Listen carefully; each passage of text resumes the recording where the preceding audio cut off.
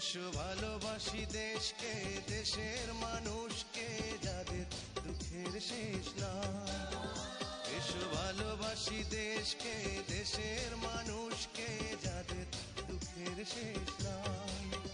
সেই অসহায় মানুষের মুখে হাসি ফোটাতে সাহসী মানুষ চাই। আন্তরিক মোবারকবাদ জানাচ্ছি।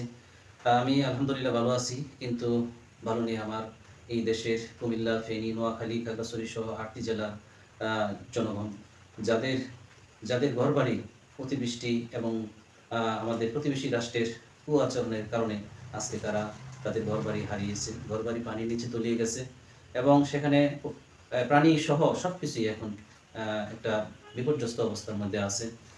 অনেক লোক, অনেক ফসল নষ্ট হয়ে গেছে, অনেক খামারের খামার নষ্ট হয়ে গেছে, বিভিন্ন দিক থেকে অর্থনৈতিকভাবে তারা আজ ক্ষতিগ্রস্ত। সুতরাং এই মুহূর্তে আমাদের তাদের জন্য কিছু করণীয় আছে, সেটা আমরা আমাদের প্রত্যেকের জায়গা থেকে যদি আমরা সেই দায়িত্বটা যথাযথভাবে পালন করি, তাহলে ইনশাআল্লাহ আল্লাহ রাব্বুল আলামিন আমাদেরকে এই সমস্যা মোকাবেলা করার ক্ষেত্রে একটা সুন্দর ব্যবস্থা করে দিবেন।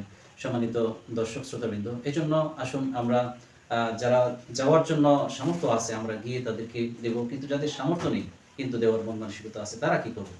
আমাদের মাঝে, আমাদের দেশে অত্যন্ত প্রথিতযশা একজন বিদগ্ধ আলেম, আমাদের এক অত্যন্ত শ্রদ্ধাভাজন ব্যক্তি শেখ আহমদুল্লাহ সাহেব, তিনি আসুন্নাহ ফাউন্ডেশনের পক্ষ থেকে এক বিশাল অ্যামাউন্টের একটা ত্রাণ সহযোগিতার ঘোষণা দিয়েছেন। আমরাও কি করতে পারি, ওনার কাছে আমরা ওই টাকাগুলি যদি আমরা পাঠাই, তাহলে ওনার মাধ্যমে ইনশাআল্লাহ আমাদের যে চাওয়া সহযোগিতা সেটা যথাযথভাবে ওইখানে পৌঁছে যাবে ইনশাআল্লাহ, সেটা আমি বিশ্বাস করি। এজন্য আমি সহযোগিতা করেছি, সেই সাথে আপনারাও সহযোগিতায় এগিয়ে আসুন।